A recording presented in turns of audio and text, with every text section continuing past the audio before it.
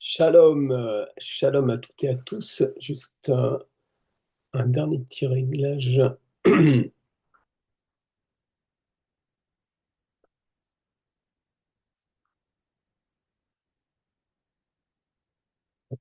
vais démarrer ma caméra par le logiciel. Voilà, bonjour à toutes et à tous. Ça fait vraiment plaisir de se retrouver encore. Je suis tellement excité de partager avec vous la parole de Dieu.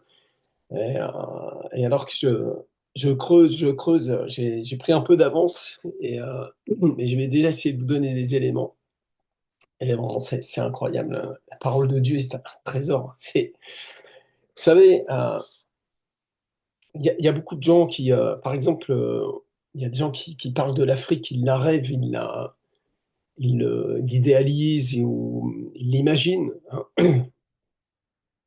On sait ce qu'on veut de l'Afrique tant qu'on n'y a pas été. Et quand on a été là-bas, vous en connaissez le parfum, vous en connaissez l'expérience, vous en connaissez le peuple, vous en connaissez la puissance, aussi la pauvreté qui brise l'âme et en même temps qui permet une sorte de fusion, d'effusion de la grâce dans les rues, hein. Et en même temps, il y a une forte sorcellerie. Enfin, c'est impressionnant. L'expérience va forcément dépasser votre imagination. Vous voyez, si vous allez en Afrique, vous allez expérimenter quelque chose qui va vous changer, vous transformer. C'est normal, c'est logique.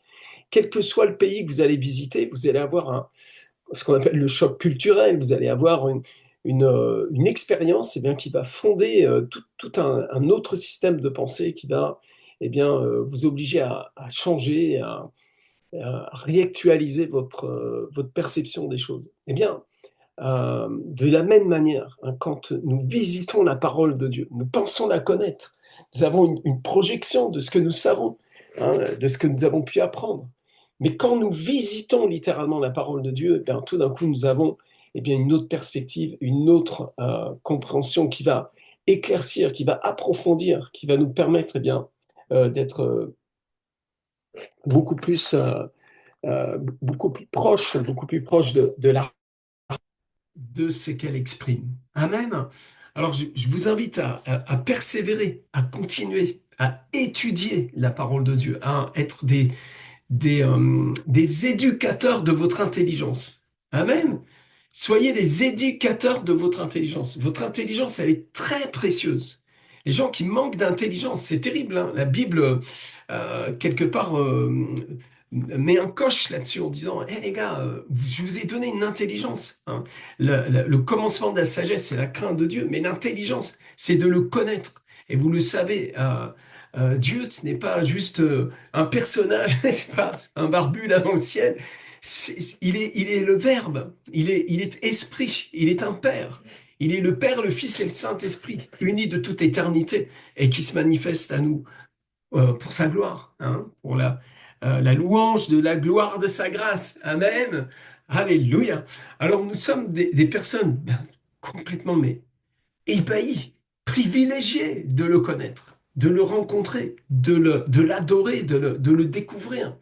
Comme un petit bébé qui est sorti du ventre de sa mère. Au départ, il pleure, il a les yeux plissés, il voit pas bien les choses. Et puis, à mesure que les jours passent, il commence à vraiment, ce qu'il a senti, ce qu'il a perçu de façon émotionnelle, un peu, de façon un peu, je dirais, tactile, tout au début déjà de sa croissance dans le sein maternel, et puis au moment de la naissance, le premier contact avec la peau de sa maman, tout d'un coup, il commence à y avoir un éveil, il commence à y avoir un échange, et puis l'enfant, il est ébloui par l'éclat, le visage solaire de sa maman qui est ébloui, et puis elle voit, et après l'enfant voit le visage de son papa qui est ébloui d'amour, et il y a une connexion, il y a un contact qui se produit, et ça crée à l'intérieur de l'enfant, comme de la mère et du père, tout un changement, toute une transformation.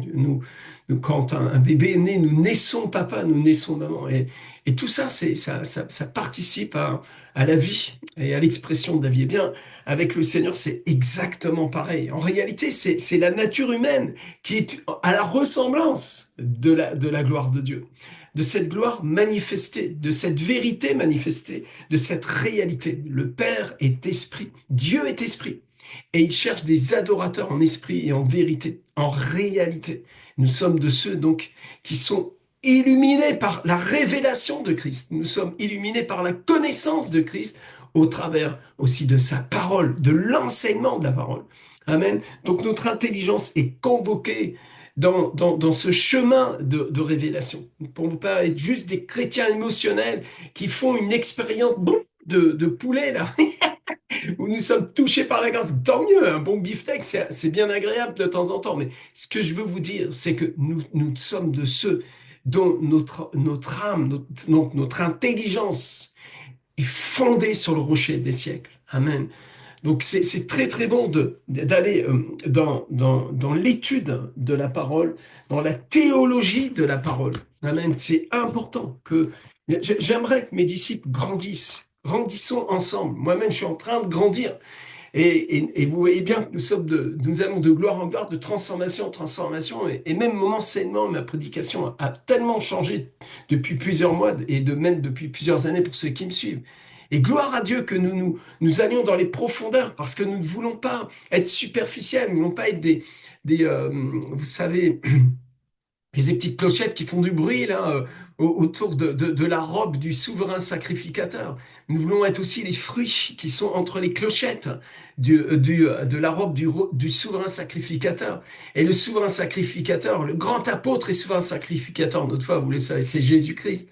Nous sommes de ceux qui ne voulons pas être juste être superficiels, avoir juste une expérience un peu évangélico-maniaque du christianisme, mais nous sommes de ceux qui voulons participer aux racines. Nous ne travaillons pas pour quelques années de ministère, nous travaillons pour des siècles. Or, à celui qui peut faire par la puissance qui agit en nous infiniment, au-delà de tout ce que nous demandons ou pensons, à lui soit la gloire. Amen. En Jésus-Christ, dans l'Église, au siècle des siècles, dans toutes les générations. Amen. Alors nous sommes de ces personnes qui voulons, eh bien, avoir un baptême de révélation dans notre intelligence. Nous voulons le connaître dans la puissance de sa résurrection. Nous voulons le connaître dans sa nature. Nous voulons le connaître dans ce qu'il est réellement, tel qu'il se révèle au travers des Écritures. Cette Bible n'est pas un accident, c'est pas le résultat d'un éternuement autour d'un virage dans l'histoire de l'Église. La Bible est un trésor sacré, un héritage qui nous a été donné, confié. Et l'apôtre, et vous retrouvez cette idée-là dans cette phrase, dans cet écrit de Paul à Timothée, trouve-moi des hommes fidèles à qui tu pourras confier les paroles que je t'ai confiées. Puis viens avec les rouleaux, ramène-moi tous les rouleaux. J'en ai besoin, j'en ai besoin.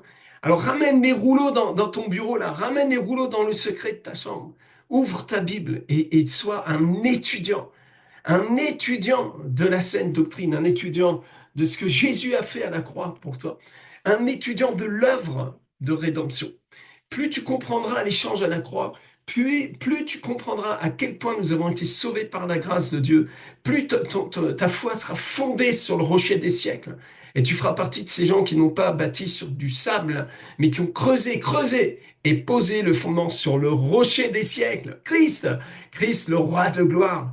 Alléluia, le Verbe de Dieu qui s'est fait chair et qui nous a sauvés glorieusement en mourant sur la croix pour nous et en ressuscitant le troisième jour. Alors je vous invite à ouvrir aujourd'hui dans Romains au chapitre 5. On va lire quelques versets, on va rentrer un petit peu dans l'enseignement de Paul aux Romains. Mais juste avant, je voudrais faire une petite réparation, une petite rectification sur un terme que j'ai utilisé hier, le synergisme. Et bon, je l'ai utilisé un petit peu à défaut. C'est pas complètement faux ce que j'ai dit concernant que le fait que la communion dans la prière avec le Saint-Esprit est une forme de synergisme. On devrait plutôt parler de synergie. Le synergisme est véritablement une doctrine qui concerne ce qu'on appelle la sotériologie, c'est-à-dire la doctrine du salut.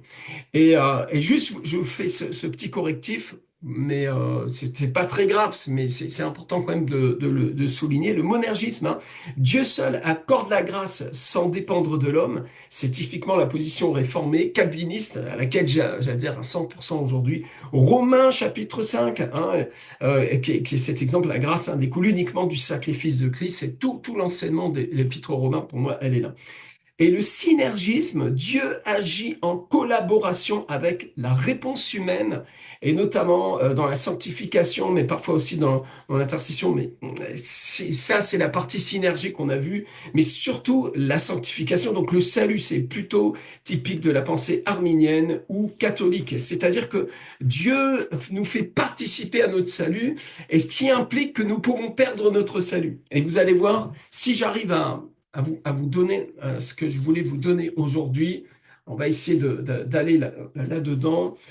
Euh, et c'est pas certain du tout, en fait. On va l'aborder en deux coups, je crois. On va vraiment l'aborder en deux coups. Allez, on va lire les Écritures. C'est déjà 12h11. J'espère que vous êtes passionnés pour la révélation du salut en Jésus-Christ. J'espère vraiment que j'arrive à vous passionner pour ça. Et que vous n'avez pas envie juste d'écouter un prédicateur qui vous sort des histoires de l'Ancien Testament, puis qui vient fouetter vos émotions et essayer de faire monter le truc, à faire monter la mayonnaise. Là. Nous voulons, je le répète, aller dans les racines, vous enraciner en Christ, afin que vous soyez indéracinables et qu'on puisse vous balloter par toutes sortes de doctrines bizarres et que vous soyez ancrés dans le Seigneur Jésus-Christ. Alors, allez, Romains chapitre 5 versets 12, 13, 14 et 15. Parce qu'on attaquerait même Normalement, il faut lire le pavé jusqu'au 21, mais on va essayer déjà ici. Allez, c'est pourquoi, comme par un seul homme, le péché est entré dans le monde, et par le péché, la mort, et qu'ainsi la mort s'est étendue sur tous les hommes, parce que tous ont péché. Car jusque-là, jusqu'à la loi, le péché était dans le monde. Je relis, je redémarre. C'est pas facile à comprendre, donc compliqué à lire aussi. C'est pourquoi, comme par un seul homme, le péché est entré dans le monde, et par le péché la mort, et qu'ainsi la mort s'est étendue sur tous les hommes, parce que tous ont péché. Car jusqu'à la loi, le péché était dans le monde. Or, le péché n'est pas imputé quand il n'y a point de loi.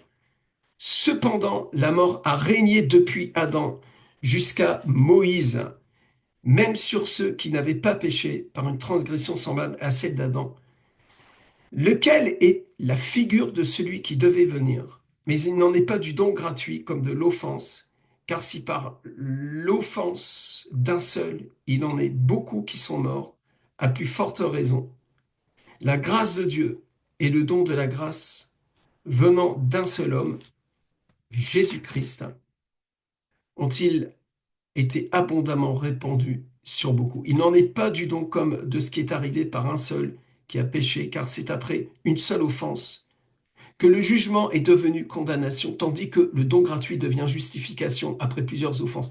Si par l'offense d'un seul, la mort a régné par lui seul, à plus forte raison, ceux qui reçoivent l'abondance de la grâce et du don de la justice régneront-ils dans la vie par Jésus-Christ lui seul. Ainsi donc, comme par une seule offense, la condamnation a atteint tous les hommes, de même par un seul acte de justice, la justification qui donne la vie s'étend à tous les hommes. Ainsi donc, comme par une seule offense, la condamnation a atteint tous les hommes. De même, par un seul acte de justice, la justification qui donne la vie s'étend à tous les hommes. Car comme par la désobéissance d'un seul homme, beaucoup ont été rendus pécheurs, de même par l'obéissance d'un seul, beaucoup sont rendus justes. Or la loi est intervenue pour que l'offense abondât, mais là où le péché a abondé, la grâce a surabondé, afin que comme le péché a régné par la mort, ainsi la grâce régna par la justice pour la vie éternelle par Jésus-Christ notre Seigneur. On a vraiment besoin de comprendre ce qu'on vient de lire. On a besoin, n'est-ce pas? Alors moi, je l'ai lu dans la traduction. En fait, vous me voyez un peu hésitant parce que je l'ai lu dans l'Osterwald. J'aurais dû rester dans l'Osterwald. Peut-être ça aurait été plus simple. Parce que je trouve que l'Osterwald est d'autant plus... je vous laisserai la découvrir. Sinon, ça va être trop long. J'ai pas le temps. Ici, l'apôtre Paul est en train de démontrer, d'achever littéralement le chapitre 4, en train de démontrer que la loi ne peut sauver personne. Et que, de toute manière, même quand la loi est arrivée, c'est-à-dire, il est en train de prouver que le péché a régné jusqu'à la loi de toute manière. Et quand la loi est arrivée, c'est devenu pire. Enfin, pas pire pour l'homme, parce que la réalité du péché, c'est la mort. La réalité du péché, c'est le fruit du péché, c'est la mort. Car tous sans péché sont privés de la gloire de Dieu, il nous dit dans Romains 3,23. C'est-à-dire que Paul est en train de démontrer littéralement que, à cause du péché d'Adam, nous mourrons. Et ça, c'est de façon légale. On n'a même pas commis les péchés comme Adam a commis le péché, mais nous sommes héritiers du péché. C'est pourquoi, comme par un seul homme, le péché est entré dans le monde. C'est comme une invasion, littéralement. Il y a eu une invasion. Le péché a envahi le monde et avec le péché est entrée la mort aussi. Le péché était comme un cheval de Troie et la mort était à l'intérieur pour intervenir. Ça, c'était une intention satanique, hein. C'était ce que le diable voulait, c'était ce que le diable cherchait. C'est pourquoi, comme par un seul homme, le péché est entré dans le monde, et par le péché la mort, et qu'ainsi la mort s'est étendue sur tous les hommes, tous, il n'y en a pas un qui échappe, hein, parce que tous ont péché. C'est-à-dire que non seulement, d'un point de vue légal, c'est-à-dire le péché, c'est ce qu'on appelle le péché originel, la transmission cosmique du péché, mais en même temps de façon absolument légale. C'est-à-dire que il y a, en fait, on est en train de nous montrer ici que, à cause du péché d'Adam, eh bien, voilà, nous sommes nous-mêmes nés dans le péché. Vous comprenez? Que vous péchiez ou pas, de toute manière, vous êtes pécheurs. C'est notre nature qui est comme ça. C'est ce qu'il est en train d'indiquer. Et au verset 13, car jusqu'à la loi, le péché était dans le monde. Qu'est-ce que vous venez avec votre loi, essayer de vous justifier au travers de la loi? Vous allez pratiquer la loi de Moïse. Et alors, avant même la loi, l'homme mourait déjà. Et pourquoi il meurt? À cause du péché. Quel péché? Le péché d'Adam. Voyez. Ça, c'est intéressant de comprendre ça déjà. Deuxième point. Cependant, la mort a régné depuis Adam jusqu'à Moïse, même sur ceux qui n'avaient pas péché par une transgression semblable à celle d'Adam, lequel est la figure de celui qui devait venir. Et là, tout d'un coup, il introduit quelque chose dans son enseignement. Il introduit un miroir. C'est-à-dire qu'il va commencer à comparer Adam à Christ. Et il va faire une opposition. Et elle est très importante de la comprendre, cette opposition, parce que dans cette opposition, il va y avoir l'échange à la croix. Et tant que tu n'as pas compris ça, tu vas te battre toi-même avec tes petits poignets pour essayer de te sauver par les œuvres, d'être une bonne personne. Alors, les poignets ont besoin d'être délivrés. Je sens la puissance de Dieu pour la délivrance des poignets des chrétiens. Tu arrêtes d'essayer d'être une bonne personne. Je te le dis vraiment honnêtement. Ça sert à rien du tout. Tant que tu essaies de faire la bonne personne, tu sais ce que tu vas faire. De la religion, tu es comme Pénélope, tu recouds le voile, le voile du temple, le voile de la loi. Paul est en train, depuis le début d'Épître aux Romains, premier chapitre, deuxième chapitre, troisième chapitre, quatrième chapitre, il attaque toute possibilité de salut par des moyens humains. Il nous amène à Golgotha, là, à l'endroit où il nous emmène à l'entrée du temple, où il y en a un devant l'autel qui se pavane de sa religion avec ses jeûnes et sa dîme, etc. Et puis l'autre qui est tout au fond, qui se frappe la poitrine, dit, je suis même pas digne. Et celui-là même, il va retourner dans sa maison justifié. Pourquoi? Parce que enfin, il va pouvoir entendre le message de la bonne nouvelle de Jésus-Christ, que nous sommes sauvés par la grâce. Il dit au verset 14, donc cependant la mort a régné depuis Adam. Donc là, il parle d'un règne. Soutiens ça dans ta pensée. Le règne de la mort, le règne du péché jusqu'à Moïse. mais même sur ceux qui n'avaient pas péché par une transgression semblable à celle d'Adam, lequel est la figure de celui qui devait venir. Alléluia! C'est-à-dire que même les œuvres du diable sont une prophétie de la puissance de Dieu. Alléluia! Ça veut dire que même ce que le Satan a mis en place pour détruire l'humanité est le déclenchement de la réponse de Dieu. Et Pharaon, je t'ai suscité pour ma gloire. Et Goliath, t'es trop gros, je peux pas te rater. Et voici, je vous ai donné le pouvoir de marcher sur les vipères et les scorpions, et sur toute la puissance de l'ennemi, rien ne pourra vous nuire. Quand ça? Quand il a prophétisé qu'une femme allait donner naissance à un garçon qui allait écraser la tête du serpent. Et ce garçon est le Verbe de Dieu qui s'est fait chair, le Fils du Dieu vivant. Il ne s'agit que de Jésus-Christ. Il ne s'agit que de Christ. Nous sommes de ces personnes qui appartenons à Christ pour l'éternité. Et cette victoire glorieuse a été célébrée bien avant même que Adam soit créé. Cette grâce nous a été offerte dès la fondation, avant même les temps éternels. Comprenez? Il s'agit de Dieu Tout-Puissant. Oh, c'est vraiment, ça dépasse l'esprit humain, c'est sûr et certain. Regardez, on continue. Donc cette figure, Adam est une figure, il prophétise la venue de celui qui va sauver l'humanité tout entière. Alors il dit au verset 15, mais il n'en est pas du don gratuit comme de l'offense. Là, nous venons d'expliquer que l'offense d'Adam a provoqué la mort. Toute l'humanité a été contaminée. C'est incroyable. Ce pouvoir, c'est une dinguerie. Hein. Saleté de péché, ça contamine même un bébé dans le ventre de sa mère. C'est effrayant, c'est vraiment une saleté. Et on n'y peut rien, hein. On n'y peut rien. Tu nais dans le péché.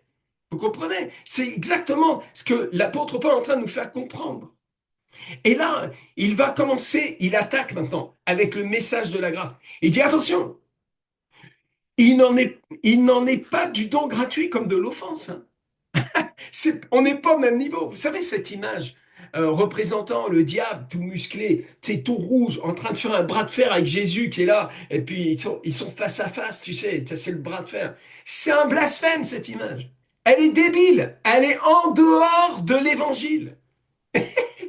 Tu veux représenter cette image? Représente-moi une sauterelle face à la montagne de l'Éternel. Et même pas, il n'est même plus une sauterelle. Il est écrit dans Colossiens au chapitre 2, versets 14 et 15, là dont les ordonnances nous condamnaient. Il l'a effacé à la croix. Il l'a annulé. Il l'a effacé complètement. Et il a dépouillé les autorités, les dominations. Et les a livrées publiquement en spectacle, en triomphant d'elles par la croix. C'est pourquoi nous triomphons toujours en Christ. Dites Amen. Comment ça? Soyez maintenant des croyants en la bonne nouvelle de Jésus-Christ. Regardez, il dit, mais il n'en est pas du don gratuit comme de l'offense, car si par l'offense d'un seul, il en est beaucoup qui sont morts, à plus forte raison. Ah, j'aime cette expression, à plus forte raison. C'est une phrase que tu retrouves dans la bouche de Jésus. Hein. Hein, vous qui êtes méchants, vous savez donner de bonnes choses à vos enfants. Hein, si vous demandez du pain, vous leur donnez pas des cailloux ou un serpent. À plus forte raison, si vous demandez au Père le Saint-Esprit, il n'enverra pas des serpents ou le diable, je sais pas quoi. Arrêtez d'avoir peur du Père. Arrêtez d'avoir peur du Saint-Esprit. Recevez. Nous nous préparons pour une belle rencontre, hein, la convention. Ça va vraiment être quelque chose. Cette année est une année nouvelle. Ça va être la meilleure. La huitième, toute chose nouvelle. Le Seigneur va briser des fondements sataniques, des faussetés, de la religiosité. Il va faire exploser des jougs. Beaucoup vont avoir des délivrances et libérations. On va dépouiller le vieil homme, on va le cramer. Brûle tout, Saint-Esprit, et fais de nous des flambeaux pour cette génération, prêchant la bonne nouvelle, le véritable évangile de Christ, l'évangile éternel. Amen. Alors, il est écrit, à plus forte raison, la grâce de Dieu et le don de la grâce venant d'un seul homme, Jésus-Christ, ont-ils été abondamment répandus sur beaucoup. Voyez, beaucoup de chrétiens, beaucoup d'enfants de Dieu ont reçu une sorte de traumatisme par des messages et des prédications faussées. Oh, la superstition a remplacé la foi dans la grâce de Dieu. Nous croyons plus dans le mal que dans le bien. Nous avons un petit Dieu et un grand diable. Un grand diable qui est partout. Et un petit Dieu qu'il faut chercher dans le jeûne et la prière. Oh, faire des nuits de prière, Dieu se cache de nous. Vous savez ça? Ça, c'est le mensonge satanique, c'est diabolique. C'est vraiment de la sorcellerie. C'est un mensonge. Qui vous a ensorcelé? Qui vous a éloigné de la bonne nouvelle de Jésus-Christ? Certainement des faux enseignements. Certainement votre propre chair vous a joué un tour. Aujourd'hui, nous nous convertissons. Nous revenons à l'évangile. Nous revenons à l'original. Et l'original, c'est que la grâce de Dieu, le don de Dieu, n'est pas à comparer au péché d'Adam et Ève. Absolument pas.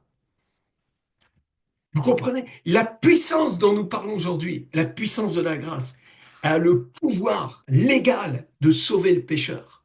Nous sommes graciés. Nous avons été graciés. C'est pourquoi cette prière à la Vierge, priez pour nous pauvres pécheurs, maintenant et à l'heure de notre mort, là, cette phrase-là, elle est diabolique. Pourquoi? Parce que la vérité, c'est que nous sommes dans la grâce, nous sommes graciés, nous sommes justifiés, nous ne sommes pas des quémandeurs du pardon des péchés, nous sommes les héritiers du pardon des péchés. À qui vous pardonnerez les péchés seront pardonnés. Dieu nous a justifiés. Nous n'avons pas besoin de quémander, nous n'avons pas besoin d'être miséreux devant le Père concernant cette bonté du Père. Nous avons besoin de nous convertir, de croire enfin définitivement à l'échange à la croix. Il n'en est pas du don comme de ce qui est arrivé par un seul qui a péché, car c'est par une seule offense que le jugement est devenu condamnation, tandis que le don gratuit devient justification après plusieurs offenses. Explication. Un seul péché, une offense dans le jardin d'Éden, et le péché est entré dans l'humanité comme un envahisseur, comme un cheval de Troie, et la mort à l'intérieur. Et tous son péché sont privés de la gloire de Dieu. Un seul péché. Mais lui, le don gratuit, il arrive et il couvre une multitude de péchés. L'amour de Dieu couvre une multitude de péchés. Ça veut dire quoi? Ça veut dire que le péché d'Adam a provoqué tellement d'échos de péché jusqu'à Christ. Et pourtant, le sang de Jésus a le pouvoir d'absorber la malédiction, d'absorber, d'effacer tous ces péchés, ces plusieurs péchés, ces multitudes de péchés. Vous comprenez? Le péché, bien sûr, est fort. Ah, il a provoqué la mort. Mais le don gratuit de Dieu est bien plus puissant. Là où le péché abondait, la grâce a surabondé. Qu'est-ce qu'il est en train de dire? Il n'est pas en train de dire que nous sommes en train de comment dirais-je, de donner l'autorisation du péché. Pas du tout, c'est le contraire. Au contraire, la grâce nous en délivre complètement. En fait, nous avions besoin d'un sauveur. Nous avions besoin d'un sauveur. Nous avons besoin, l'humanité a besoin d'un sauveur. Jésus est le sauveur de l'humanité. Et pour de vrai, pas juste comme ça en option.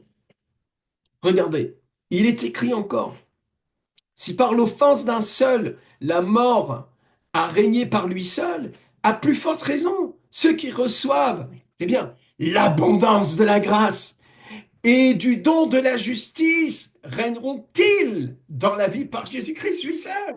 Nous régnons, frères et sœurs, nous régnons dès ici-bas pour l'éternité. Est-ce que vous le croyez? J'ai juste besoin que tu le crois. J'ai pas besoin que tu fasses des efforts pour ça. Je veux que tu le crois. Est-ce que tu le crois? Parce que Christ, celui qui règne désormais, vit à l'intérieur de toi. Amen. Ignorez-vous cela. Hein, c'est pour ça qu'au chapitre 6, que dirons-nous donc, demeurons-nous dans le péché afin que la grâce abonde? Loin de là, nous qui sommes morts au péché, comment vivrions-nous encore dans le péché? Ignorez-vous que nous tous qui avons été baptisés en Jésus-Christ, c'est en sa mort que nous avons été baptisés. Alléluia, il y a eu un échange. Je vais vous donner ça encore 2 minutes, s'il vous plaît. Ainsi donc, comme par une seule offense, la condamnation, verset 18, ainsi donc comme par une seule offense, la condamnation a atteint tous les hommes, de même par un seul acte de justice.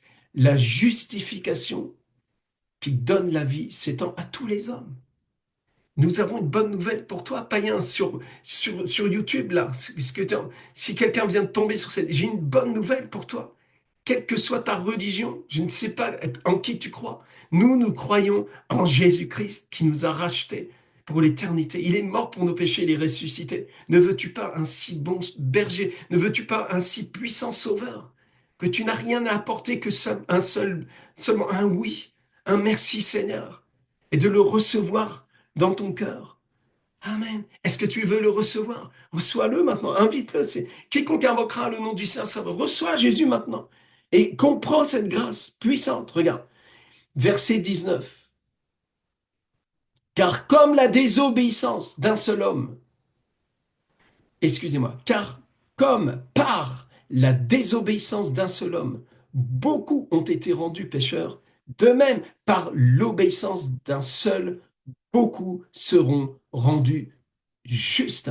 Or, la loi est intervenue pour que l'offense abondât. Or, la loi est intervenue pour que l'offense abondât. Qu'est-ce que ça veut dire?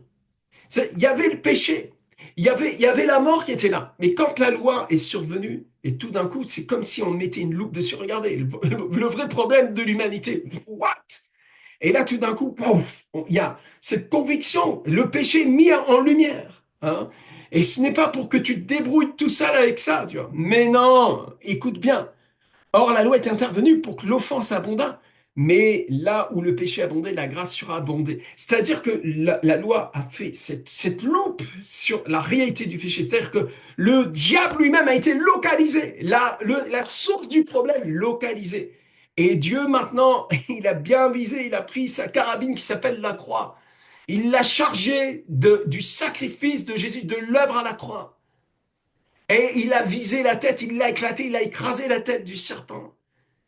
Il a détruit littéralement l'accusation du malin. Et toute accusation portée contre le peuple de Dieu est tout simplement une escroquerie. Car désormais, et c'est écrit dans la parole de Dieu, c'est écrit, ainsi donc justifiés par la foi, nous avons la paix avec Dieu par notre Seigneur Jésus-Christ. Nous avons la paix avec Dieu. Amen. Regarde, je finis ça. Or, comme par la désobéissance d'un seul homme, beaucoup ont été rendus pécheurs, de même, par l'obéissance d'un seul, beaucoup seront rendus justes. Or, la loi est intervenue pour que l'offense abondât, mais là où le péché a abondé, la grâce surabonde, afin que, comme le péché a régné par la mort, comme le péché a régné par la mort, ainsi la grâce régna par la justice pour la vie éternelle par Jésus-Christ notre Seigneur. Alors, comment la grâce règne-t-elle par la justice? Et là, j'en reviens à cette histoire de monergisme et de synergisme. Comment la justice, comment la grâce règne-t-elle par la justice? Oui, oui, frère, la grâce règne, mais il faut que tu sois juste. Si tu n'es pas juste, tu perds l'office de la grâce. Tu perds le bénéfice de la grâce. Il faut que tu sois juste. Il faut que tu pratiques des œuvres de justice. Hein. Il faut que ta foi fasse des bonnes œuvres. Hein, si tu arrêtes d'être en synergie avec cette œuvre du salut, ben, tu vas perdre ton salut. Et ça, c'est la pensée catholique. Voyez, ça, c'est complètement catholique, ce truc-là. C'est pourquoi il y a cette pression qui est en vous. En fait, beaucoup d'évangéliques sont encore des catholiques. Ils croient qu'ils peuvent se sauver et qu'ils peuvent perdre le salut. Voyez? Et tant que vous êtes dans cette dimension-là, vous êtes en train de croire à quelque chose qu'on va voir demain, hein, qu'on appelle la grâce euh, euh, infuse, la grâce infuse. On va voir ça demain.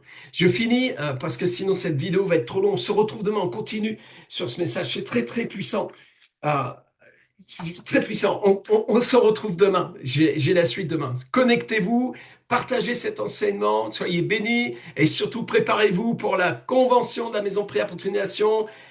Pentecôte 2025, ça va se trouver à Gagnères, ça va être le feu pour les gens sur YouTube. Mais merci de mettre un pouce, un commentaire et surtout recevez cet enseignement parce que c'est pas le mien, c'est celui des apôtres. Soyez bénis. Amen.